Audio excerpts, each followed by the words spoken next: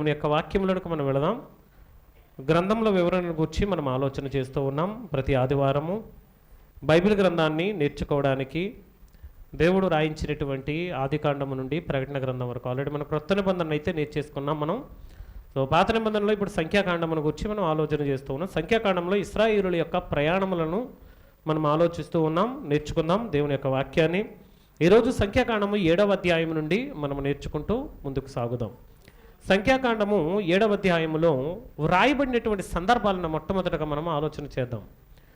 ఇక్కడ దేవాతి దేవుడు మోషేకు ప్రత్యక్ష గుడారమును ఏ విధంగా నిర్మించాలో చెప్పారు. ప్రత్యక్ష గుడారము యొక్క మర్మమును గూర్చి కంప్లీట్ వీడియో, కంప్లీట్ వివరణ మనం నేర్చుకున్నాం. ఒకవేళ ఎవరైనా వినకపోతే, చూడకపోతే మన ఛానల్లో వీడియో కూడా ఉంటుంది, దయచేసి మీరు వినండి. మరి చెప్పింది మరలా చెప్పడం బాగోదు కనుక వివరణ ఇచ్చుకుంటూ నేను ముందుకు వెళుతూ ఉన్నాను. ఈ ప్రత్యక్ష గుడారాన్ని నిలవబెట్టిన తర్వాత ప్రత్యక్ష గుడారానికి కావలసినటువంటి ఉపకరణములు, పనిముట్లు, ఒక ప్రత్యక్ష గుడారానికి ఒక ఇల్లు ఉందనుకోండి, ఇంట్లో మనం ఏం తెచ్చుకుంటాం? వంట సామాగ్రి తెచ్చుకుంటాం, బెడ్ తెచ్చుకుంటాం, అంటే మంచం, పెట్టి తెచ్చుకుంటాం, బట్టలు దాచుకోవడానికి సామాన్లన్నీ తెచ్చుకొని ఇంట్లో పెట్టుకుంటాం. ప్రత్యక్ష గుడారానికి కూడా కొన్ని ప్రత్యేకమైనటువంటి సామాన్లు ఉన్నాయి, సామాగ్రి ఉంది, ఉపకరణములు ఉన్నాయి. ఇవి మనుషులు నివసించేటువంటి ఇల్లు లాంటిది కాదది. ఇది దేవాతి దేవుడు ఇశ్రాయేలుల మధ్య తన మహిమను, ఇశ్రాయేలులతో మాట్లాడడానికి పోయిన మరం మనం విన్నాం. కొండ మీద ప్రత్యక్షమైనటువంటి దేవుడు ఎవరి మధ్య నివసించాలనుకున్నాడు? ప్రజల మధ్య నివసించాలనుకున్నాడు. ఎక్కడో కొండ మీద మాట్లాడి, ఎక్కడో పరలోకంలో ఉండి మాట్లాడినటువంటి ఆయన నేను మీ మధ్యనే ఉండాలి, మీతోనే ఉండాలనేటువంటి ఆలోచన కలిగి, ఒక మంచి తండ్రి యొక్క ఆలోచనతో ఆయన ఇశ్రాయేలుల మధ్య ప్రత్యక్ష గుడారంలో నివసించడానికి ప్రయత్నించారు. అంటే ఒక తండ్రి తన పిల్లలు తన చుట్టూ ఎలాగైతే ఉండాలనుకుంటాడో అలాగుననే దేవుడు కూడా ఇశ్రాయేలు అనేటువంటి ఆ జనాంగమంతా కూడా తన దగ్గరనే ఉండాలని అనుకున్నాడు. అందుకే ఎల్లప్పుడూ ప్రత్యక్ష గుడారముగా ఆయన ఏం చేశారండి? వారి మధ్య నివాసం చేశారు. మనము చూసినట్లయితే ప్రియమైన వారలారా, యోహాను సువార్త 1వ అధ్యాయంలో ప్రభు అయిన యేసుక్రీస్తు వారిని గురించి రాయబడినటువంటి సందర్భాలు మనకు అక్కడ కనబడతాయి. అక్కడ యేసుక్రీస్తు వారు ఆయన శరీరధారి అయి మన మధ్య కృపాసత్య సంపూర్ణుడుగా నివసించెను అనే మాట మనం చూస్తాం. కృపాసత్య సంపూర్ణుడుగా ఆయన మన మధ్య నివసించెను. ఇక్కడ రాయబడినటువంటి మాటను మనం చూస్తే ఇంగ్లీష్ బైబిల్లో టాబర్నికల్డ్ అనేటువంటి మాటను మనం చూస్తాం. టాబర్నికల్డ్ అనేటువంటి మాట అంటే అర్థం ఏంటంటే, ప్రత్యక్ష గుడారాన్ని టాబర్నికల్ అంటారు. ప్రత్యక్ష గుడారాన్ని ఏమంటారు? టాబర్నికల్. టాబర్నికల్ అనేటువంటి ఇంగ్లీష్ పదం ఇది. ఇది టాబర్నికల్డ్ అంటే, నికల్డ్ అనేటువంటి పదాన్ని, అంటే టాబర్నికల్డ్ అనేటువంటి పదం వచ్చేసరికి వారి మధ్య నివసించాడు. ఏ యేసుక్రీస్తు అయితే వాక్యమై ప్రత్యక్షమయ్యారో ఆయన ఇశ్రాయేలుల మధ్య ప్రత్యక్ష గుడారముగా వారితో పాటుగా ఏం చేశారు? ముందే నివాసం చేశారన్న మీనింగ్ను యోహాను సువార్తలో ఆయన 1వ అధ్యాయం 12 నుంచి 14 వచనాలు ఆయన రాస్తూ ఉన్నాడు. అర్థమైంది కదా? ఆ వాక్యము శరీరమును ధరించి శరీరధారి కృపాసత్య సంపూర్ణుడుగా మన మధ్య నివసించెను అనేటువంటి మాటకి టాబర్నికల్డ్ అనేటువంటి పదాన్ని ఇంగ్లీష్ బైబిల్లో రాశారు కొన్ని ట్రాన్స్లేషన్స్లో. ఎందుకు ఈ మాట చెప్తున్నానంటే, దేవుని యొక్క ఆలోచన ఇశ్రాయేలీలతో ఉండాలి అని, దేవుని యొక్క ఉద్దేశము ఇశ్రాయేలీలతో పాటుగా ఆయన నివాసం చేయాలి అని. అలాగనే మానవులందరితో పాటుగా నివసించడానికి, మానవుల పాపములు తీసివేసి వారితో పాటుగా ఉండాలనేటువంటి ఆలోచనతో 33.5 సంవత్సరాలు శరీరాన్ని ధరించుకుని వచ్చారు. కానీ ఆ కాలంలో, ఇశ్రాయేలుల కాలంలో ఒక ప్రత్యక్ష గుడారముగా కొలతలు, సైజులు, ఏ కొలత దేనికి సూచన? క్రీస్తు వారి యొక్క మరణానికి, క్రీస్తు వారి యొక్క ప్రాణత్యాగానికి సూచనగా ప్రత్యక్ష గుడారం ఎలా ఉందో మనం నేర్చుకున్నప్పుడు అనేకమైనటువంటి వాస్తవాలు, సత్యాలను మనము గ్రహించాం. అంటే ప్రత్యక్ష గుడారముగా ఆయన వారి మధ్య నివసిస్తూ, ఈ గుడారము సాగిపోయినప్పుడల్లా మీరును కూడా సాగిపోండి, ఈ గుడారం నిలిచిపోయినప్పుడు మీరును కూడా నిలిచిపోండి, ఆయన మాట్లాడేంత వరకు కూడా మరలా అక్కడి నుంచి ఇశ్రాయేలులు ప్రయాణం చేయకూడదు అని కొన్ని ఆజ్ఞలను, కొన్ని కట్టడలను ఇశ్రాయేలులకు దేవుడు ఇస్తూ ఉన్నాడు. అలా ఇస్తున్నటువంటి సందర్భాలలో ఇప్పుడు ఈ ప్రత్యక్ష గుడారానికి కొన్ని ఉపకరణములు ఉన్నాయి. దానిలో ప్రాముఖ్యంగా ప్రియమైన వారలారా కొన్ని ఇంపార్టెంట్ అయినటువంటి వస్తువులను గూర్చి కూడా ఆయన చెబుతూ ఉన్నాడు. అయితే మొదటిగా ఈ 7వ అధ్యాయంలో ఆయన చెబుతున్నటువంటి మాట ఏంటంటే, ఇప్పుడు ప్రత్యక్ష గుడారాన్ని తీసేసాం. మనం ప్రయాణమై వెళ్ళాలి. ఇజ్రాయిల్ ఎలా ఉన్నారు? అరణ్య ప్రయాణంలో ఉన్నారు. అరణ్య ప్రయాణంలో ఉన్నప్పుడు మరి ఒకచోట గుడారం వేసి ప్రత్యక్ష గుడారం వేసి ఉండడానికి అవ్వదు కదా. వారు కనాను దేశం వరకు ఏం చేయాలి? ప్రయాణం చేసి వెళ్ళాలి. కనాను దేశం వరకు వెళ్ళాలంటే ప్రత్యక్ష గుడారాన్ని ఇక్కడ వదిలేసి వెళ్ళడానికి ఉండదు. కాబట్టి ఈ ప్రత్యక్ష గుడారాన్ని, మందసాన్ని, బలిపీఠాన్ని, రొట్టెల బల్లను, అలాగనే దీపస్తంభాన్ని, వీటన్నిటిని కూడా మోసుకొని ఏం చేయాలి? వెళ్ళాలి. అలా మోసుకొని వెళ్ళడానికి గూడు కలిగినటువంటి ఎడ్ల బండ్లు కావాలి. ఏం కావాలి? ఎడ్ల బండ్లు మోసేవారు కావాలి, ప్లస్ సామాగ్రిని ఎక్కించుకోవడానికి గూడు కలిగినటువంటి ఎడ్ల బండ్లు కూడా కావాలి. దానికోసం ప్రియమైన వారలారా, ఇశ్రాయేలుల దగ్గర నుండి ఎద్దులను, కొన్ని కర్రలను అనగా మ్రానులను దేవుడు కోరుతూ ఉన్నాడు. ఇదిగో ఇశ్రాయేలుల యొద్ద నుండి నీవు వాటిని స్వీకరించు, వాటిని లేవీలకు అప్పగిస్తే నా మందిర పరిచర్య చేయడానికి ఆ ఎడ్ల బండ్లు, ఆ యొక్క ఎద్దులు ఉపయోగపడతాయని ఈ 7వ అధ్యాయంలో వారికి చెబుతున్నటువంటి మాటను మనం చూస్తాం. 3వ వచనంలో వారు ఎద్దెద్దరికి ఒక్కొక్క బండి చొప్పునను, ప్రతివానికి ఒక్కొక్క ఎద్దు చొప్పునను 6 గూడు బండ్లను 12 ఎద్దులను యెహోవా సన్నిధికి తీసుకొని వచ్చిరి. 6 మందిరం ఎదుటికి వారిని తీసుకొని వచ్చిరి. అప్పుడు మోషేకు యెహోవా ఇలాగ సెలవిచ్చుచున్నారు, నీవు వారి యొద్ద వస్తువులను తీసుకొనుము, ప్రత్యక్ష గుడారము యొక్క సేవకై ఉండును. ఆ వస్తువులు దేనికై ఉంటాయి? అవి సొంత పనులకు వాడుకోవడానికి ఉండదు.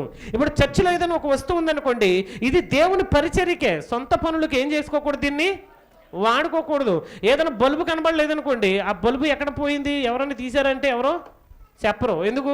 మళ్ళీ ఎప్పుడైనా వాళ్ళ దగ్గర ప్రార్థన అయితే ఆ బల్బు ప్రత్యక్షం అయితే ఇది ఇదేనా, చర్చి ఇదేనా అంటే అప్పుడు తెలియదా? ఒక వస్తువుని తీసుకెళ్తాం, బోర్డులు తీసుకెళ్తాం, వైర్లు తీసుకెళ్ళిపోతాం, మళ్ళీ దాన్ని తెచ్చే మనసు ఉండదు. మళ్ళీ కొత్తవి చేసుకోవడమే. తినేస్తామా? అంటే ప్రత్యక్ష గుడారానికి, అంటే దేవుని యొక్క మందిరానికి ప్రత్యేకించినటువంటి ప్రతి వస్తువు కూడా దేవునిది. అది ఎవరిది? దేవునిది. ఒక చిన్న పూతిక పుల్ల అయినా సరే నువ్వు దేవునికి ఇవ్వాలే తప్ప దేవుని సన్నిధిలోంచి ఎత్తుకొని పోకూడదు. ఏ వస్తువు కూడా, తినే ఆహారం కావచ్చు, దేవుని సన్నిధికి ప్రతిష్ఠించబడినటువంటి ఆహారం కావచ్చు, లేదా ఎవరైనా ప్రేమతో తెచ్చినటువంటి ఆహారం కావచ్చు, ఏంటి దైవ సేవకుని యొక్క అనుమతి లేకుండా కానీ, దేవుని యొక్క చిత్తం లేకుండా కానీ దేనిని మనం ఏం చేయకూడదు? తీసుకొని వెళ్ళకూడదు. అది మన సొంత లాభానికి, సొంత అవసరానికి వాడుకొనకూడదు. ఎంత స్ట్రిక్ట్ నియమ నిబంధనలు పెడుతున్నారంటే, ప్రత్యక్ష గుడారముల పరిచర్య కొరకు, మందిర పరిచర్య కొరకు మాత్రమే వాటిని ఏం చేయాలి? వాడుకోవాలి, ఉపయోగించాలి. మీ అందరికీ తెలుసు, ఉజ్జా అనబడినటువంటి ఒక వ్యక్తి, దావీదు గారు మందసాన్ని తీసుకుని వస్తున్నప్పుడు మందసము మరి మోస్తున్నటువంటి ఎద్దు యొక్క కాలు జారినప్పుడు, కాలు జారితే బండి ఏమవుతుందని పక్కకు ఒరుగుతుంది. అలా పక్కకు ఒరిగినప్పుడు ఎక్కడ మందసం పడిపోద్దని ఉజ్జా ఏం చేశాడు? చెయ్యి పట్టుకొని ఇలా జస్ట్ ఆపాడు. ఉజ్జా ఎవరింతకి? పోనీ మామూలు మనిషి అయితే కాదు, అంటే రెక్కలున్నాయి కొమ్ములున్నాయి అనే ఉద్దేశం కాదు, యాజకుడు. అతను ఎవరు? ఉజ్జా యాజకుడైనా సరే దానిని ముట్టుకోకూడదని దేవుని యొక్క నిబంధన ప్రకారము ముట్టుకున్న తర్వాత వెంటనే కింద పడి ఏమైపోయాడు? అతను చనిపోయాడు. అంటే ఎన్ని జాగ్రత్తలు వారికి చెబుతున్నా ఒక్కొక్కసారి చిన్ని పొరపాట్ల వలన కూడా ప్రాణాలు కోల్పోయినటువంటి పరిస్థితి ఉంది. ఈరోజు క్రొత్త నిబంధనలో ఉన్నాం కాబట్టి మనకు అలాంటి పరిస్థితి లేదని, కానీ లేదంటే చర్చిలోంచి ఎన్ని వస్తువులు మాయమైపోయి అన్నింట్లో ఒక శవం ఏమైపోవాలి? ఇప్పటికి చచ్చిపోయి ఉండాలి. కొత్త నిబంధనలో ఉన్నాం, బతికిపోయాం మనం. కానీ క్రొత్త నిబంధనలో ఉన్న, పాత నిబంధనలో ఉన్న దేవుని యొక్క సామాగ్రి విషయంలో, వస్తువుల విషయంలో మనం అజాగ్రత్తగా ఉండకూడదు. మనకు లేవండి, కొనుక్కుంటే రావంటారా అండి? దొంగిలించే వాడుకోవాలంటారా? అర్థం చేసుకోండి ఒకసారి. ఏంటి, మన ఇంట్లో ఉన్నటువంటి ఎన్నో వస్తువులను మనం పక్కింటోళ్ళకి ఇచ్చి వదిలేస్తూ ఉంటాం, మర్చిపోతూ ఉంటాం, పోనీలే అనుకుంటాం. కానీ దేవుని వస్తువు మాత్రం తీసుకెళ్తాం, మాత్రం మళ్ళీ తీసుకురావాలని మనసు రాదు. వారం 10 రోజులుగా ఎదుగుతున్నాం బల్బులు పోయి అని, కానీ ఎక్కడ పోయి తెలియదు, ఎవరింటి దగ్గర ఉన్నాయో తెలియదు, ఎవరు చెప్పట్లా. ఎవరి దగ్గర ఉంటే తెచ్చియండి సాయంకాలానికల్లా, ఓకేనా? అంటే ప్రార్థనకి వెళ్ళినప్పుడు వదిలేసేమేమో అని మర్చిపోయేమో అనుకుంటున్నాం మేము, పెద్ద బల్బులు, ఓకేనా? ప్రేమైన వారలారా, ఇక్కడ ఇంకా కొంచెం కిందకు వచ్చేసరికి మోషే ఆ బండ్లను, ఎద్దులను తీసుకొని ఎవరికి అప్పగించాడు? దాన్ని ఎందుకు లేవీలకు అప్పగించాడంటే, మందిర పరిచర్య చేసేటువంటి బాధ్యతను ఎవరికి అప్పగించాడు దేవుడు? 12 గోత్రాలలో 11 గోత్రాల వారికి అన్నీ ఇచ్చాడు. కానీ 12వ గోత్రమైనటువంటి లేవీ గోత్రానికి మాత్రం మందిర సేవా పరిచర్యను మాత్రమే అప్పగించాడు. అందుకని ఈ పరిచర్యను చేయడానికి దేవుడు జనాంగాలను సిద్ధపరిచాడు. ఆ జనాంగంలో లేవీ గోత్రం అనేది ప్రప్రథమగా మనకు ఉంటుంది. ప్రియమైన వారలారా, ఈ కిందికి మనము వెళ్ళేసరికి అక్కడ ఆ లేవీలలో కూడా కొంతమంది ఉన్నారు, కొంతమంది ముఖ్యులైనటువంటి పెద్దలు ఉన్నారు. ఎవరి కుటుంబానికి ఏమి ఇవ్వాలి, ఎవరి కుటుంబానికి ఏ పని అప్పగించాలి, మందిరంలో ఉన్నటువంటి సామాగ్రిని ఎవరు మొయ్యాలి, ఎవరెవరి కుటుంబంలో ఉన్నటువంటి పిల్లలు మొయ్యాలి, అందరూ కాదు, అందరూ మోసేవారు కాదు, అందరూ కూడా తీసుకొని వెళ్ళేవారు కాదు. నేను కూడా లేవి గోత్రంలో ఉన్నవాడిని అంటే దేవుడు నీకు అప్పగించిన పనిని మాత్రం నువ్వేం చేయాలి, చేయాలి. నీకు అప్పగింపనటువంటి పనిని మరొక దానిని నువ్వు చేయకూడదు. బలిపీఠములకు అభిషేకింపబడిన నాడు ఆ ప్రధానులు దానికి ప్రతిష్టార్పణములను తెచ్చిరి. ప్రధానులు బలిపీఠం ఎదురు తమ తమ అర్పణలు తెచ్చిరి. ప్రధానులైన వారు అంటే లేవి గోత్రంలో ప్రధానులైన వారు దాన్ని తెచ్చినప్పుడు ఏ కుటుంబంలో నుంచి ఏం తేవాలో ప్రతి దానిని కూడా ఆయన ఏం చేశారండి, ఇక్కడ కిందకి ఇంచుమించుగా సుమారుగా 89 వచనాల వరకు ఎవరెవరు ఏ అర్పణలను తీసుకొని రావాలో ప్రతి దానిని కూడా అక్కడ రాయడం మనం చూస్తామండి. అంటే మందిర పరిచర్యలో సేవ చేసేటువంటి వారు ఆ మందిర పరిచర్య కొరకు అవసరమైనటువంటి ఉపకరణములను ఎవరు వేటిని ఉపయోగించాలి, ఎవరు దేనిని నడపాలి అనేటువంటి ఈ మార్గ ప్రయాణం 40 సంవత్సరంలో వారికి దేవుడు ఏం అప్పగిస్తున్నారు, పని అప్పగిస్తున్నారు. ఈ సందర్భం జరిగేసరికి ప్రియమైన వారలారా, ఇంకా వాళ్ళు ఐగుప్తులోంచి బయలుదేరి వచ్చిన 2వ సంవత్సరమే జరుగుతుంది.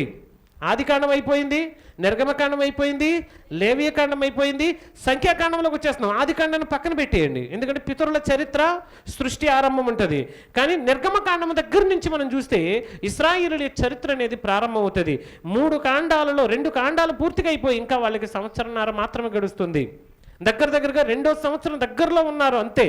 ప్రేమైన వారలారా, మీరు గమనించినట్లయితే ఇక 8వ అధ్యాయానికి వచ్చేసరికి బలిపీఠము దగ్గర లోపల ఒక దీపస్తంభమును గుర్చి చెబుతున్నాడు. అక్కడ ఉన్నటువంటి ప్రత్యక్ష గుడారం ఎదుట ఉన్నటువంటి దీపస్తంభమును కూర్చునేటువంటి వివరణ కూడా మీకు చెప్పాను. మీకు ఆల్రెడీ చిన్న చిన్న పేపర్లు ఇచ్చి దాన్ని మొత్తం వివరించాను మీకు. దీపస్తంభము అనేటువంటి దానికి వాక్యముకు దానికి గుర్తని, ఇదిగో ఎటు సైడు ఎన్ని దీపములు ఉన్నాయి, దీపములు కాదు, ఎటు సైడు ఎన్ని పువ్వులు కాయలు మొగ్గలు ఉన్నాయి.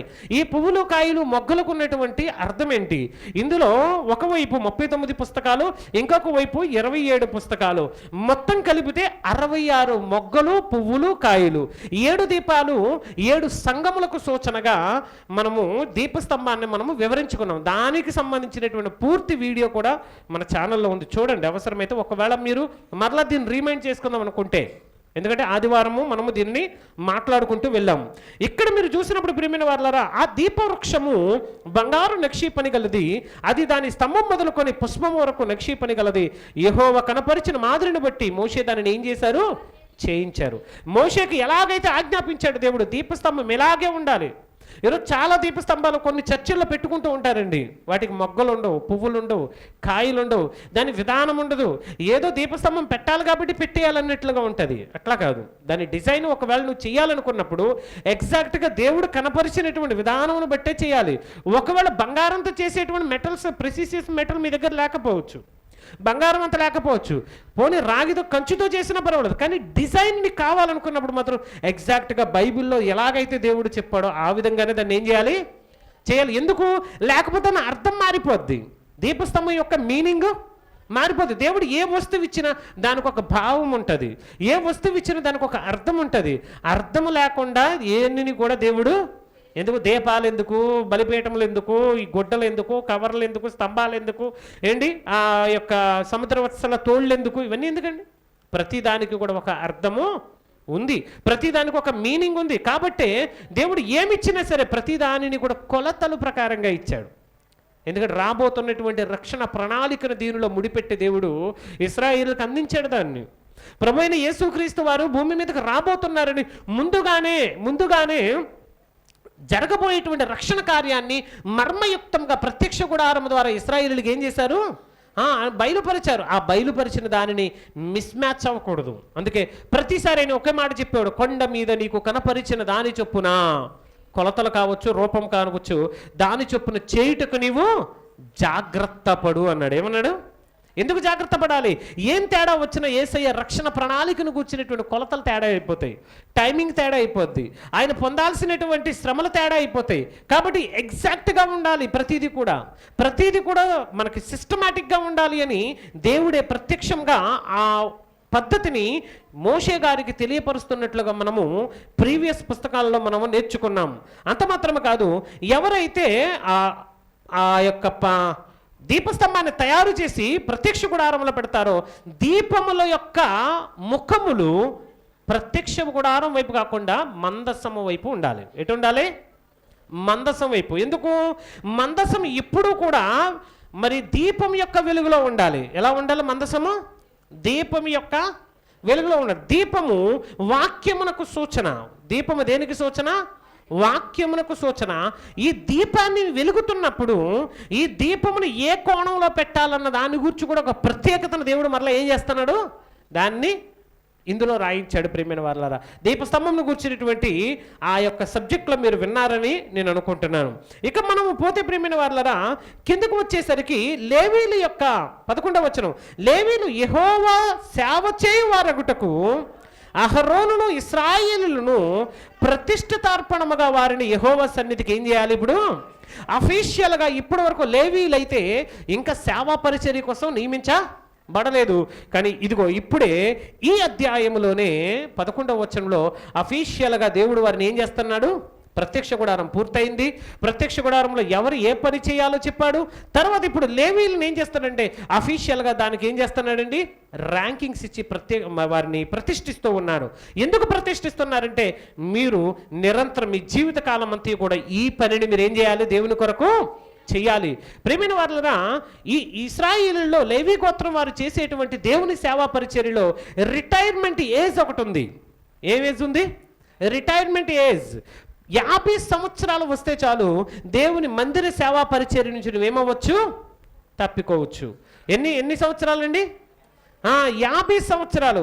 ఇప్పుడు మందిర సేవా పరిచర్య అనగానే కేవలం పూజించడం, ఆరాధించడం ఒకటే కాదు. పాటలు పాడడం ఉంది, వాయిద్యాలు వాయించడం ఉంది, మోతకర్రలతో మోసే పని ఉంది, ఎడ్ల బండ్లను నడిపే పని ఉంది. ఇదంతా కూడా ఏ పని? దేవుని యొక్క సేవా పరిచర్యే. చాలామంది అనుకుంటారంటే వాక్యం ఒకటి చెబితేనే సేవ అండి, ఇంకేది సేవ కాదండి అనుకుంటాం. వాక్యం ఒకటి చెప్తేనే సేవే అనుకుందామండి. ఇప్పుడు ఇందులో ఎంతమంది ఆరాధిస్తున్నారు చెప్పండి? అప్పుడు నేను ఒక్కనే, అంతేనా? అప్పుడు మీరందరూ ఏం చేస్తున్నారు? దిక్కులు చూడడానికి వచ్చారు, అంతే కదా? వాక్యం ఒకటి చెప్తాను, మరి పాటలు పాడేవారు ఎవరు? మీరు పాటలు పాడితే వాయిద్యాలు వాయించేవారు ఎవరు? అంతే కదండి. ఇప్పుడు ఈ విధంగా వీడియో రికార్డ్ చేసి యూట్యూబ్లో పెట్టేవారు ఎవరు? అనేక మందికి వాక్యాన్ని పంచేవారు ఎవరు? అందరూ కలిసి తలొక పని చేసినప్పుడు ఇదంతా కూడా దేవునికి ఏం చేస్తున్నట్లు? సేవ చేస్తున్నట్లు. అమ్మ కూర్చొని ఓపికగా వాక్యం వినడం, ఆ వాక్యానికి ప్రతిస్పందించడం, అది కూడా సేవే. అంతే కదండి. దేవునికి స్తోత్రం చెప్పాను అనుకోండి, మీరు చెప్పాలా లేదా? మీరు చెప్పండి. అలా ఉండిపోయారు అనుకోండి, మీరు ఎక్కడున్నారు? మనుషులు ఎక్కడో ఉన్నారు, మీ మనసులు ఎక్కడో ఏ ఊర్లోనో తిరుగుతున్నాయి ఎక్కడో. మళ్ళీ వచ్చేసరికి ఎప్పుడంటే సమర్పణ చేయుము ప్రభువును కనగానే వెంటనే మనసులన్నీ కూడా చర్చిలోకి వచ్చేస్తాయి. అప్పటి వరకు ఎక్కడెక్కడో తిరుగుతూ ఉంటాయి. సేవ కాదది. సేవ చేస్తున్నామంటే ఇక్కడికి వచ్చిన అది 2 గంటలు కావచ్చు, 3 గంటలు కావచ్చు, మీ హృదయాలు, మీ మనసులు, మీ ఆలోచన ఎక్కడ ఉండాలి? దేవుని మీద ఉండాలి. దేవుడు మన మధ్య లిటరల్గా ఉన్నారు. దేవుని యొక్క పాదాలు ఎక్కడున్నాయి? దేవుని యొక్క సన్నిధి ఎక్కడుంది? కాబట్టి నీ ఆలోచనలు, నీ తలంపులు ప్రతిదీ కూడా ఎక్కడ ఉండాలి? ఇప్పుడు ఆయన పాదముల దగ్గర ఉండాలి. ఇప్పుడు ఒక పెద్ద బొమ్మ పెట్టాం అనుకోండి, ఇక్కడ విగ్రహం పెట్టాం, యేసయ్య విగ్రహం పెట్టాం అనుకుందాం ఒకసారి. మీ కళ్ళన్నీ ఎక్కడ ఉంటాయి? ఆ విగ్రహం మీద ఉంటాయి కదా. మీ చూపంతా విగ్రహం కాదు, మన దేవుడు సజీవుడైన దేవుడు. ఎవరైనా సజీవుడు మన మధ్య ఉన్నాడు, ఆత్మస్వరూపిగా మన మధ్య ఉన్నాడు. మన మధ్య ఉన్న ఆయన మీద మీ కాన్సన్ట్రేషన్ ఉండాలి. మన మధ్య ఉన్నటువంటి ఆయన దగ్గర, ఆయన పాదాల దగ్గర మన కాన్సన్ట్రేషన్ ఉండాలి. ప్రభువా నీ పాదాల దగ్గర మేము కూర్చున్నాం, ప్రభువా నీ పాదముల దగ్గర నేను స్తుతిస్తూ నేను ఆరాధిస్తున్నాం. Please accept my prayer, accept my worship. నా యొక్క ఆరాధన స్వీకరించు ప్రభువా అని నిరంతరం మీ మనసులో ఆరాధన చేస్తూ వారుగా ఉండాలి. ప్రేమైన వారు నోటితో చెబితేనే ఆరాధన కాదు, నోటితో పలికితేనే ఆరాధన కాదు. ప్రేమైన వారులారా, దేవుని సన్నిధిలో ఆరాధించడానికి పలు రకాలైనటువంటి మార్గాలు ఉన్నాయి. లేవీల యొక్క పనులను మనం చూసినప్పుడు కూడా మనకు అదే అర్థమవుతుంది. ఆరాధించి వారేటువంటి వారిలో లేవీ గోత్రానికి చాలా రకాలైనటువంటి పనులు అప్పగించాడు. ఈ పనులన్నిటికీ మొట్టమొదటిగా ఏం కావాలి? వీరిని అభిషేకించాలనుకున్నాడు. దేవునికి స్తోత్రం కలుగును గాక. ఒకవేళ వీరిలో ఎవరైనా ఏదైనా అపరాధం చేస్తుంటే ఆ అపరాధానికి మరలా పరిహారంగా పాప పరిహారార్థ బలిని, అపరాధ పరిహారార్థ బలిని మరలా వారి కొరకు ఏం చేయాలి? అర్పించి వారిని స్పెషల్గా వాడిని తీయండి, ప్రత్యేకంగా వాడిని ఏం చేయాలి? ఇప్పుడు దేవుని కొరకు వారిని ప్రత్యేకించాలి. దేవునికి మహిమ కలుగును గాక. తర్వాత వారితో ఆయన చెబుతున్నటువంటి మాట, ఇశ్రాయేలులు 16వ వచనం ఉంటాడు, ఇశ్రాయేలులు వారు నా వశము చేయబడిన వారు. వారంటే ఎవరు ఎవరు నా వశం చేయబడిన వారు? ఇశ్రాయేలులో నా వశము చేయబడిన వారు. ఎవరు వారు? తొలుచూలి అయిన ప్రతి వానికిని, అనగా ఇశ్రాయేలు ప్రథమ సంతానం అంతటికి ప్రతిగా వారిని నేను లేవీల గురించి చెబుతూ ఉన్నాడు. ఇశ్రాయేలులు అందరినీ నేను తీసుకోలేను, కాబట్టి ఇశ్రాయేలులో ఒక ప్రత్యేకమైన ఒక జనాంగాన్ని తీసుకోవడం వలన ఇదిగో వీరందరికీ బదులుగా వీరేం చేయబడ్డారు? ఇప్పుడు ప్రత్యేకింపబడ్డారు. లేవీలు ప్రత్యేకింపబడ్డారు. ఇప్పుడు లేవీలు అయిపోయింది కదా, లేవీ గోత్రం అయిపోయింది కదా, పుట్టబోతున్న జనాంగం పరిస్థితి ఏంటి మరి? కేవలం లేవీలు మాత్రమే ఉండాలా? మిగిలిన వాళ్ళకి పరిచర్య లేదా? మిగిలిన వాళ్ళకి సేవా పరిచర్య లేదా? మిగిలిన వారికి సేవాభారం లేదా అంటే దేవుడు ఒక కొత్త నియమాన్ని అక్కడ తీసుకొని వస్తున్నాడు ఇశ్రాయేలు కొరకు. అంటున్నాడు, మనుషులలోను పశువులలోను ఇశ్రాయేలులో తొలుచూలి అయిన యావత్తు కూడా నాది. ఎవరిదట? మనుషుల్లో కానీ పశువుల్లో కానీ తొలుచూలు పుట్టినది ఏదైనా, అంటే ఇశ్రాయేలుల 12 గోత్రాల్లో మొట్టమొదటిగా పుట్టినటువంటి ప్రథమ ఫలము, ప్రథమ సంతానము, తొలుచూలు పుట్టినటువంటి కుమారుడు ఎవరి వశము? దేవుని యొక్క వశము. మరి వీళ్ళు ఏం చేస్తారు? వీళ్ళు మందిర పరిచర్య లేదు కదంటే వీళ్ళు దేవుని కొరకు యుద్ధం చేస్తారు. దేవునికి స్తోత్రం కలుగును గాక. ఏం చేస్తారు? వీళ్ళు దేవుని కొరకు యుద్ధం చేస్తారు. రాబోతున్నటువంటి యుద్ధాలలో వీరు దేవుని కొరకు నిలబడతారు. అందుకే నేటికి కూడా ఇశ్రాయేలులకు ఒక మంచి హ్యాబిట్ ఉంది, ఒక మంచి పద్ధతి ఉంది, కట్టుబాట్లు ఉన్నాయి. ఖచ్చితంగా పుట్టే ప్రతి కుమారుడు కానీ కుమార్తె కానీ అట్లీస్ట్ 2 సంవత్సరాలు ఇశ్రాయేల్ సైన్యంలో మిలిటరీలో ఏం చేయాలి? పనిచేయాలి. ఎన్ని సంవత్సరాలు? అట్లీస్ట్ 2 సంవత్సరాలు. 2 సంవత్సరాలు పనిచేస్తేనే కానీ వాళ్ళు ఇశ్రాయేలులకు పౌరసత్వం ఎవరు? ఇజ్రాయిల్గా నేను ఇజ్రాయిల్, నాకు ఆధార్ కార్డు ఉంది, ఓటర్ ఐడి ఉంది, నేను ఇండియన్ పౌరుని అంటే చెల్లుద్ది నీకు.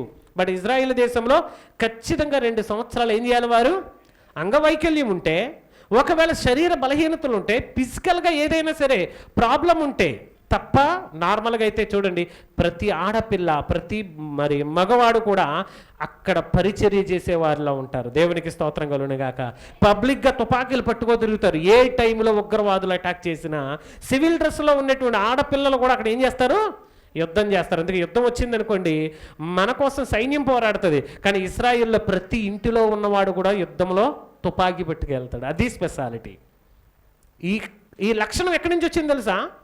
ఇశ్రాయేలులకు క్రీస్తు పూర్వమే 1435 సంవత్సరాల క్రిందట ఇవ్వబడినటువంటి మోషే ధర్మశాస్త్రంలో దేవుడు ఏం చేశారు? ఇశ్రాయేలులో పుట్టే ప్రతి తొలుచూలు నాదే. వాళ్ళు ఇశ్రాయేలుల జనాంగం కొరకు ఏం చేస్తారు? యుద్ధం చేస్తారు. వీళ్ళని అంటే మందిరాన్ని కాపాడతారు, మందిర పరిచర్యని కాపాడతారు, లేవీలను కాపాడతారు, గోత్రాలను కాపాడతారు, ఇశ్రాయేల్ సర్వ సంపదలను కూడా కాపాడడానికి ఒక్క మాటలో చెప్పాలంటే గ్రామ రక్షకులు ఎలాగైతే ఉండేవారో ఈ దేశానికి వీరేమై ఉంటారు? రక్షకులు. రక్షకులు అంటే రక్షించేవాళ్ళు. ఇంకా వీళ్ళకి వేరే పనితో వేరే వాళ్ళతో ఏ పని ఉండదు. కేవలం తినడం, బాగా మంచిగా ఫైటింగ్ విద్యలు నేర్చుకోవడము, ఇతర దేశస్తులు ఇతర దేశాల వారు తమ దేశం మీదకి యుద్ధానికి వచ్చినప్పుడు యుద్ధం చేయడానికి సిద్ధపడ్డం. అందుకే దేవుడు ఆనాడే ఇశ్రాయేలుకు ఒక ప్రత్యేకమైనటువంటి జనాంగాన్ని ఏర్పాటు చేసుకున్నాడు. అందుకే ఎన్ని యుద్ధాలు వచ్చాయి తెలుసా ఇశ్రాయేల్ మీద? ప్రపంచంలో అన్నిటికంటే ఎక్కువ యుద్ధాలను చేసినటువంటి కంట్రీ ఏదైనా ఉందంటే అది ఇజ్రాయెల్ దేశమే. ఇజ్రాయెల్ దేశం మీద జరిగిన దాడులు కానివ్వండి, ఇజ్రాయేలు ఇతర దేశాల మీద చేసినటువంటి దాడులు కానివ్వండి, ఏ దేశానికి కూడా అంత అన్యాయం కూడా ఏ దేశానికి జరగలేదు. ఎందుకు ప్రియమైన వారు ఇంకా సర్వైవ్ అయి ఉన్నారంటే దేవుడు వారికి ఇచ్చినటువంటి నిబంధన, దేవుడు వారికి ఇచ్చినటువంటి పద్ధతి, అంత్యకాలంలో వారి ద్వారా నెరవేర్చవలసినటువంటి అనేకమైనటువంటి విషయాలు. అందుకనే ఇజ్రాయేలుల శాసాన్ని మిగులుస్తున్నాడు. ఆయన అంటాడు కదా, అంత్య దినముల యందు ఇజ్రాయేలు ప్రతి ఒక్కరిని నేనేం చేస్తాను? రక్షించుకుంటానంటున్నాడు. కొరింథీయులకు రాసిన పత్రికలోను, అలాగే దెస్సలోనికీయులకు రాసినటువంటి పత్రికలోను. అంటే చివరి క్షణంలో వారు ఏమవ్వాలి? మారు మనసు పొందుతారు, యేసు రక్షకుడని నమ్ముతారు. నేడు వారు యేసు రక్షకుడని నమ్మట్లా, ఓన్లీ 2% మాత్రమే ఉన్నారు. 2% మాత్రం. యెహోవాయే మాకు దేవుడు, యేసుక్రీస్తు కేవలం ప్రవక్త మాత్రమే, అసలు ఆయనకి మాకు సంబంధం లేదు, మేము క్రైస్తవులు కాదు, మేము యూదులమే అని నేటికి కూడా వారు చెప్పుకున్నవారు. కాబట్టి ప్రియమైన వారలారా, వారికి ఒక సమయాన్ని దేవుడు అంటున్నాడు కదా, నేను ఒక సమయాన్ని నిర్ణయించాను, ఆ దినమున అబ్రహాము, ఇస్సాకు, యాకోబు, దావీదులకు నేను ప్రమాణం చేసినటువంటి విధముగా ఇశ్రాయేలులందరినీ నేను ఏం చేస్తాను, రక్షిస్తాను అన్నాడు. వారు మారు మనసు వస్తుంది వారికి. ఇవి మనకి ఎప్పుడు తెలుస్తాయంటే, మనము పండుగలను గురించి ఆలోచన చేస్తాం కదా, ఆ టైంలో దీనికి సంబంధించిన వివరణను నేను మీకు అందించడానికి ప్రయత్నం చేస్తాను. పండుగలు ఇశ్రాయేలీలకి పండుగలు ఉన్నాయి, మీకు తెలుసు కదా. పస్కా పండగ అండి, పులియని రొట్టెల పండగ, ప్రథమ ఫలముల పండగ, తర్వాత శృంగధ్వనుల పండగ, తర్వాత అండి పెంతుకోస్తు పండగ, తర్వాత లాస్ట్ గుడారముల పండగ. ఈ పండగలన్నీ ఉన్నాయి కదా.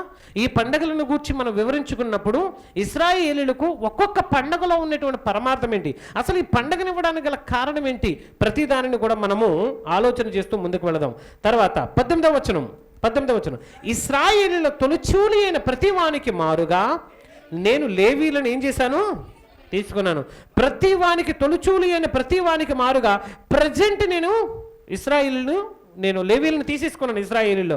కానీ నెక్స్ట్ రాబోయేటువంటి జనాంగములో మాత్రం ప్రతి కుటుంబంలోనూ, ప్రతి ఇంటిలోనూ తొలిచూలు పుట్టినటువంటి ప్రతి పురుషుడు కూడా, ప్రతి కుమారుడు కూడా ఎవరిదవుతారు, ప్రతి పశువు కూడా ఎవరిదవుతుంది. ఎందుకు పశువులు దేవుడికి ఏం చేసుకుంటారని అంటే, దేవుని పేరట కూడా ఒక సంపద కావాలి, దేవుని పేరట కూడా ఒక మాన్యం కావాలి. ఎందుకంటే దేవుని మీద ఆధారపడి జీవిస్తున్నటువంటి ఒక జనాంగం ఉంది, లేవి గోత్రం.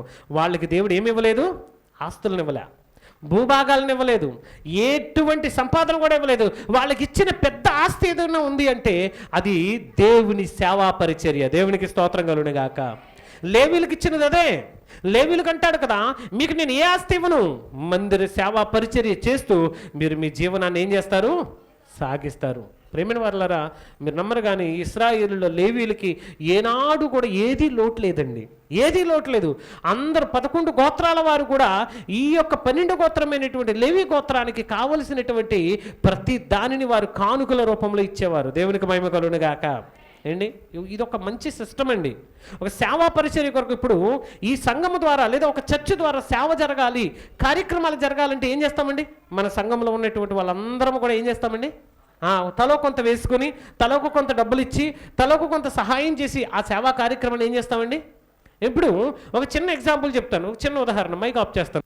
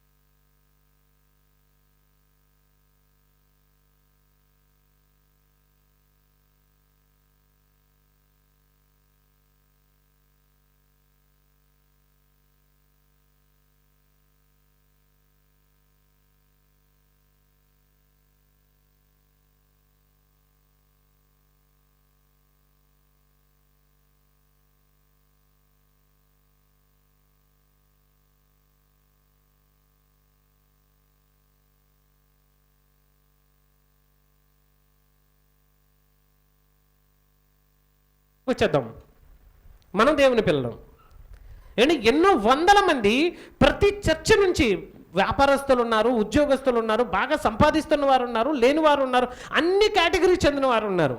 ఒకవేళ దేవుని పరిచర్య ఉన్నతంగా జరగాలని ఆలోచన మీకు కలిగి ఉంటే, దేవుని పరిచర్య ఉన్నతంగా ఉండాలి అనేటువంటి ఆలోచన మీకు కలిగి ఇంకా ఎక్కువ చోట్లకి వెళ్ళి సువార్తను ప్రకటించి ఇంకా అనేకమైన ఆత్మలు రక్షించాలంటే మీరు ఏం చేయాలి చెప్పండి. ఇప్పుడు మీరు మీకోసమే బ్రతకడం కాదు. క్రొత్త మందిలో యేసుక్రీస్తు వారు కూడా అంటారు, మనలో ఎవడు మన కోసమే బ్రతకూడదు. ఎవరి కోసం బ్రతకాలి? మన సహోదరుల నిమిత్తం మనం ఏం చేయాలి? బ్రతకాలి. మరి బ్రతకాలంటే మన సహోదరుల కోసం మనం బ్రతకడం అంటే అర్థం ఏంటి? మన సహోదరుడికి అవసరమైన అవసరాలను తీర్చాలి, మన సహోదరునికి కావలసిన వాటిని ఇవ్వాలి. ఇదిగో ఈ యొక్క విప్లవాన్ని, ఈ యొక్క ఉద్యమాన్ని, క్రిస్టియానిటీ అనేది ఒక విప్లవం, ఒక ఉద్యమం, మనసు మార్పిది. మత మార్పు కాదు, ఇది బ్రతుకు మార్పు. అనేక మంది జీవితాలను ప్రభావితం చేస్తూ అనేక మంది బ్రతుకులను పాపంలో నుంచి విడిపించడం, ఇది ఒక విప్లవం. ప్రియమైన వాళ్ళారా, విప్లవానికి ఫండింగ్ చేయడం అనేది కూడా చాలా చాలా అవసరమే. అలాంటి వాటి కొరకు దేవుడు జనాంగాలను ఏం చేస్తున్నాడు? ఇప్పుడు సమకూరుస్తూ ఉన్నాడు. మీకు అర్థం కావడం కోసం ఈ ఎగ్జాంపుల్స్ చెప్పాను. ఆనాడు ఇశ్రాయేలులకు కూడా ఈ పద్ధతిని ప్రియమైన వాళ్ళరా దేవుడు తెలియజేశాడు. ఈ మధ్యలో ఉన్నటువంటి వీళ్ళు ఎవరైతే ఉన్నారో వీళ్ళు సర్వ సమాజం, ఇశ్రాయేళ్ల సర్వ సమాజం కొరకు ఏం చేసేవారండి? దేవుని తరపున సేవ చేసేవారు. దాని వలన దేవుని యొక్క ఉగ్రత ప్రజల మీద డైరెక్ట్గా ఇప్పుడు కూడా వచ్చేది కాదు.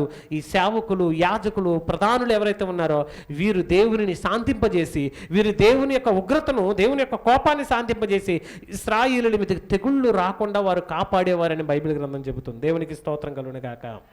ప్రేమైన వారలరా, ఆ విధంగా లేవీలందరూ కూడా ఉండేవారని. ఇప్పుడు దేవుని యొక్క పరిచర్యకు వచ్చినటువంటి లేవీలలో 25 సంవత్సరాలు మొదలుకొని 24వ వచనంలో ఉంటుంది.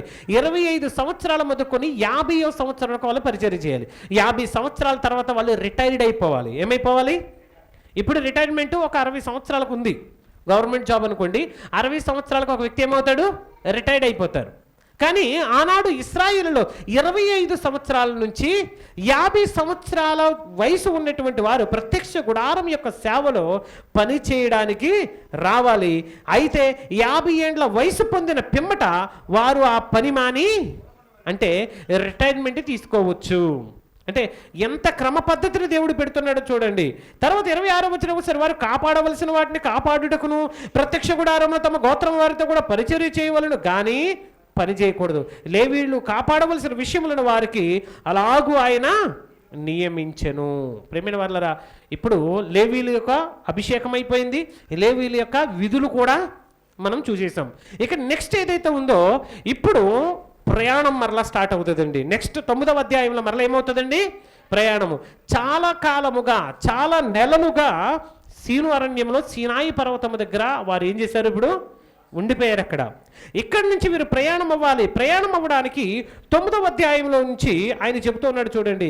ఐగుప్తు దేశం నుంచి వారు వచ్చిన తర్వాత 2వ సంవత్సరం మొదటి నెలలో యెహోవా సీనాయి అరణ్యమందు మోషేకి ఇలాగ సెలవిచ్చెను. 9వ అధ్యాయంలో 2వ సంవత్సరం మొదటి నెల, 2వ సంవత్సరం మొదటి నెలలో అక్కడ దేవుడు ఇలాగ మాట్లాడుతున్నాడు. పండగను ఆచరించండి. ఏం ఆచరించాలి ఇప్పుడు? పండగ. ఇశ్రాయేలు పస్కా పండుగను దాని నియామకాల ముందు ఆచరింపవలను. పస్కాను ఆచరించండి. ఎందుకు పస్కాను ఆచరించాలి? పస్కా అనేది ప్రభు అయిన యేసుక్రీస్తు వారికి సాదృశ్యం, సూచన అయినది. యేసుక్రీస్తు వారిని కూర్చున్నటువంటి సూచన మనం పస్కా పండుగలో మనం చూస్తాము. దాని యొక్క నియామక కాలములను గురించి చెబుతున్నాడు. ఇక్కడ ఈ 9వ అధ్యాయంలో మన కిందకు వచ్చేసరికి పస్కా పండుగను గురించి మనం చూస్తూ ఉన్నాం. ఈ పస్కా పండుగను గురించి మనము ఒక సెపరేట్ సబ్జెక్ట్గా మనం మాట్లాడుకుందాం. మన కిందకు వచ్చిన తర్వాత అది అయిపోయిన తర్వాత చూడండి 17వ వచనం, 17వ వచనం. ఆ మేఘము గుడారం మీద నుండి పైకెత్తబడినప్పుడు ఇశ్రాయేలు ప్రయాణం చేయసాగిరి. మేఘము ఎక్కడ నిలుచునో అక్కడ ఇశ్రాయేలు తమ గుడారాలను వేసుకొనుడి. 16వ వచనం. నిత్యము అలాగుననే జరుగును. మేఘము మందిరమును కమ్మెను. రాత్రి అంది అగ్ని వంటి ఆకారము. రాత్రి వారికి అగ్నిస్తంభము, పగల వారికి మేఘ స్తంభమై ఉండి ఇశ్రాయేలులను 40 సంవత్సరాలు అలాగుననే వారిని నడిపించండి. ఎక్కడైతే ఆ మేఘం ఆగిపోతుందో, ప్రయాణమై వెళుతున్నప్పుడు ఎక్కడైతే మేఘం ఆగిపోతుందో, మేఘం ఆగిపోయిన వెంటనే వారి యొక్క ప్రయాణాన్ని కూడా ఏం చేసేవారు? వాళ్ళు ఆపేసి ఇమ్మీడియట్గా గుడారాలు వేసి, ప్రత్యక్ష గుడారం వేసి అక్కడనే మరలా మేఘం ఆ మందిరం మీద నుంచి వెళ్ళేంత వరకు ఏం చేసేవారు? వారు అక్కడనే నివాసం చేసేవారు. ప్రియమైన వాళ్ళరా, అలా వారు బహుదినములు అక్కడ ప్రయాణం చేసి కొన్ని దినములు వెళ్ళిన తర్వాత ఎక్కడైతే మేఘం నిలుస్తుందో అక్కడ దేవుని యొక్క మాట చొప్పున వారు నిలబడిపోయేవారు. వారు ప్రయాణం చేయడం ఆపేసేవారు. మరలా మేఘం లేచిన తర్వాత అది వారికి సూచన, మనల్ని దేవుడు ప్రయాణమై వెళ్ళమంటున్నాడని. వారు గుడారములను ఎత్తుకొని వారి పశువులను, సంపదలను తీసుకొని వారు ప్రయాణమై వెళుతూ ఉండేవారు. ఈ విధముగా ఇశ్రాయేలులు మరి ఆ ప్రయాణమై వెళుతూ ఉన్నప్పుడు ఆ మేఘము 2 దినములు కానీ, 1 నెల కానీ, ఏడాది కానీ తడువు చేసి మందిరం మీద నిలిచిన ఎడల, అంటే మందిరం మీద 1 నెల ఉన్నా, 2 నెలలున్నా, 6 నెలలున్నా, సంవత్సరం ఉన్నా మేఘం ప్రయాణం చేసేంతవరకు ఇశ్రాయేలుల ప్రయాణము చేసేవారు కాదు. అంటే మందిరము మీదను దయామేఘము, దేవుని యొక్క మేఘం ఏమై ఉండేదండి? కమ్మి ఉండేది. ఆ మేఘము ఇశ్రాయేలులకు ఎండ తగలకుండా పగలు మేఘస్తంభమై, మేఘం వచ్చిందనుకోండి ఎలా ఉంటుంది వాతావరణం? చల్లని ఏసీలా ఉంటుందండి. అంటే ఒక్క మాటలో చెప్పాలంటే అరణ్యంలో దేవుడు ఇశ్రాయేలుకి ఏం పెట్టాడు? ఏసీ. అందుకే వాళ్ళు చొక్కాయి మాసిపోలేదట. ఏసీ రూమ్లో ఉన్న చొక్కా మాసిపోద్దండి. కావాలని చిరాకు వచ్చి ఎన్ని రోజులు వేసుకోవాలరా బాబు అనేది ఇప్పియాలి తప్ప చొక్కా మాయలేదట. ఎన్ని సంవత్సరాలు? 40 సంవత్సరాలు చొక్కా మాసిపోలేదు. పాదాలకు వేసుకున్నటువంటి చెప్పులు అరిగిపోలేదని రాయించాడు. అంటే 40 సంవత్సరాలు ఒకటే జత, అరిగిపోలేదు, కరిగిపోలేదు, కొత్తవిలాగే ఉన్నాయి. ఎంతలా దేవుడు కాపాడాడు, ఎంతలా వారికి ప్రొటెక్షన్ ఇచ్చాడో ఒక్కసారి ఆలోచన చేయండి ప్రియమైన వాళ్ళరా. దేవాతి దేవుడు ఇశ్రాయేలు నడిపించినటువంటి విధానం అలాంటిది. ఇక 10వ అధ్యాయానికి వచ్చేసరికి ప్రియమైన వాళ్ళరా, బూరలు 2 బూరలు ఇప్పుడు ఇంత జనాంగాన్ని నడిపించాలి కదా. నడిపించాలంటే ఏం చేయాలి? ఏదో ఒక సిగ్నల్ ఇవ్వాలి వాళ్ళని. అరే పదండి అంటే వినపడడానికి 20 లక్షల మంది ఉన్నారు. వెనక ఎంతమంది ఉన్నారు? 20 లక్షల మంది ఉన్నారు. 20 లక్షల మంది పదండి అంటే ఎంత దూరం వినపడుతుంది? ఇలాంటి మైకులు, హార్న్స్ లేవు అప్పుడు, ఇలాంటి సౌండ్ బాక్సులు లేవు, జనరేటర్ లేవు. కాబట్టి అప్పుడు ఏం చేశారంటే 2 బూరలు చేయమన్నాడు. ఎన్ని బూరలు అండి? 2 బూరలు. 2 బూరలు కంటిన్యూగా ఊదారనుకోండి, మీరు ప్రయాణమై వెళ్ళాలి. లేదా కంటిన్యూగా ఊదారనుకోండి, ఆ ఇశ్రాయేలులందరూ కూడా సమాజంగా కూడాలి. అలాగే ఒక బూర ఊదారనుకోండి, ఇశ్రాయేలుల పెద్దలు మాత్రమే సమాజంగా కూడాలి. అంటే కబుర్లు వాళ్ళకు ఒక సిగ్నల్స్ అనమాట. ఇవన్నీ తెలియాలి అంటే అలాగే బూరలు ఊదుతూ జైధ్వనులు చేశారనుకోండి, ప్రయాణమై ముందుకు వెళ్ళాలని కొన్ని సింబల్స్, కొన్ని సిగ్నల్స్ను 10వ అధ్యాయంలో ఈ బూరల ద్వారా దేవుడు ఇస్తూ ఉన్నాడు. కొంచెం చదువుదాం మనం. చూడండి, మోసేకు ఇలాగ ఆజ్ఞాపించెను, 2 వెండి బూరలను చేయించుకును, నిక్షేపణగా వాటిని చేయింపవలను. అవి సమాజమును పిలుచుటకు, సేనలను తరలించుటకు నీకు ఉండవలను. దేన్ని పిలుచుటకు? సమాజాన్ని కూడేయడానికి. హలో హలో మైక్ టెస్టింగ్, ప్రార్థనకు సమయం కావాల్సిన త్వరగా రండి అన్నాం అనుకోండి, అర్థం ఏంటి? ప్రార్థనకు సమయం అయిపోయిందని పాస్టర్ గారు పిలుస్తున్నారు, వచ్చేయాలి మనం. అలాగే ప్రార్థన అంతా ముగించిన తర్వాత మనము ఎవరి గృహాలకు వారు వెళ్ళిపోవచ్చు అనగానే మీరు అందరూ ఏం చేస్తారు? వెళ్ళిపోతారు. అంటే ఒక సింబల్. అంటే ఆమెను చెప్పగానే అయిపోయింది, రండి అని మనం ప్రారంభ ప్రార్థన చేయగానే ప్రారంభం అయిపోయింది.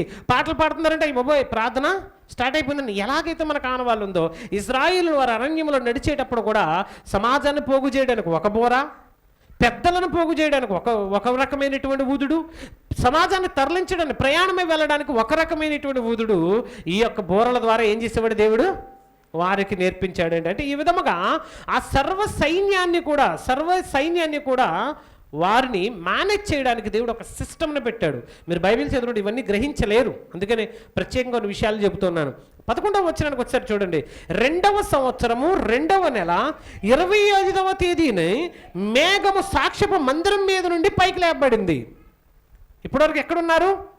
2వ సంవత్సరము 2వ నెల 25వ తేదీ వరకు ఎక్కడున్నారు చెప్పాలి? సీనాయి అరణ్యములో, సీనాయి పర్వతం దగ్గర, సీనాయి పర్వతం దగ్గర ఉన్నారు. ఈ సీనాయి పర్వతం దగ్గర నుంచి ఇప్పుడు చాలా నెలల తర్వాత మీరు ప్రయాణం మరలా మొదలైంది. ఎప్పుడైతే మేఘం పైకి లేచిందో, మేఘం లేవగానే అరణ్యములోంచి ప్రయాణములు చేయసాగిరి. గోత్రాలుగా ఉన్నారు కదా, విడివిడిగా ఉన్నారు కదా, ఎవరి మట్టుకు వాళ్ళు. ఆ గోత్రాల వారందరూ కూడా విడివిడిగా ఇప్పుడు ఏం చేస్తున్నారు? వారి యొక్క కుటుంబాలను, సంపదలను తీసుకుని ఏం చేస్తున్నారు? ఇప్పుడు ప్రయాణమై వెళుతూ ఉన్నారు. దేవునికి స్తోత్రం కలుగునుగాక.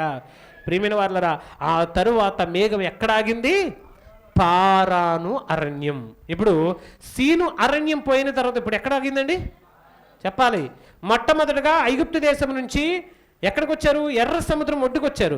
ఎర్ర సముద్రం దగ్గర నుంచి దాటిన తర్వాత సీను అరణ్యానికి వచ్చారు. సీను అరణ్యం దాటిన తర్వాత ఇప్పుడు పారాను అరణ్యానికి వచ్చారు. మార్గాన్ని మర్చిపోకండి, దారి మర్చిపోతే తిరిగి వెళ్ళలేరు, మళ్ళీని మర్చిపోకండి, ఓకేనా?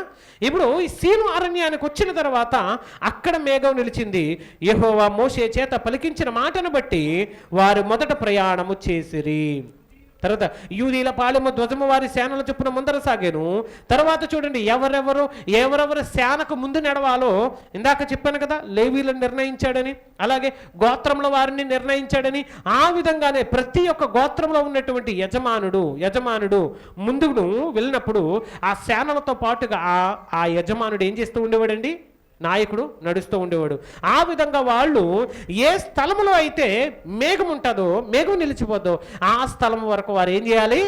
ప్రయాణం చేస్తూ వెళ్ళాలి. అలా ప్రయాణం చేస్తూ వెళ్ళడానికి దేవుడు ఈ యొక్క పెద్దలను, ఇశ్రాయేలీయుల గోత్రముల యొక్క పెద్దలను నియమించినట్లుగా మనం చూస్తాం. ఇప్పుడు ఎక్కడ ఆగాం మనము? పారాను అరణ్యంలో ఆగాము. ఎక్కడ ఆగాం మనము? పారాను అరణ్యంలో. ఈ పారాను అరణ్యంలో నెక్స్ట్ ఏం జరగబోతుంది? చాలా చాలా ఇంపార్టెంట్ అయినటువంటి విషయాలు ఇందులో ఉంటాయి. పారాను అరణ్యం అనేది నేటి వరకు ఇశ్రాయేలుల చరిత్రలోనే కాదు, బైబిల్ చరిత్రలో మరిచిపోని సంఘటనలు జరిగాయి. పారాను అరణ్యంలో బైబిల్ చరిత్రలోనే మరిచిపోయినటువంటి ఎన్నో సంగతులు జరిగాయి. వాటిని గురించి మనం 11వ అధ్యాయం నుంచి మనం మాట్లాడుకుంటాం. 11వ అధ్యాయం నుంచి మనము మాట్లాడుకుంటాము. ఇక్కడనే వారు యెహోవా మీద సణుగుకొనేటువంటి సందర్భాలను చూస్తాం. ఎక్కడనే మనము యెహోవా మీద విసుక్కున్నటువంటి ప్రజలను మనం చూస్తాం. దేవుడు కోపంతో వాళ్ళకి మన్నాతో పాటుగా మాంసాన్ని ఇచ్చినటువంటి సందర్భాలను మనం చూస్తాం. ఆ మాంసం తింటుండగానే చంపేసినటువంటి పరిస్థితులను కూడా మనము ఈ యొక్క పారాను అరణ్యంలో మనము చూడొచ్చు. ప్రియమైన వారలారా, అంత మాత్రం కాదు, దేవుడు వారి ఎదుట ఎన్ని అద్భుత కార్యాలు చేసినా, ఎన్ని మహత్కార్యాలు చేసినా వాటినన్నిటిని మర్చిపోయి మాకు ఐగుప్తు దేశమే బాగుంది అని దేవుని మీద సణుగుకొనినటువంటి ఇశ్రాయేలుల జనాంగాలను మనం చూస్తాము ఈ పారాను అరణ్యంలోనే. కాబట్టి ప్రియమైన వారలారా, వచ్చే వారము ఈ పారాను అరణ్యంలో జరిగినటువంటి వింతలు, విశేషాలు, వీటిని గురించి మాట్లాడుకుందాం.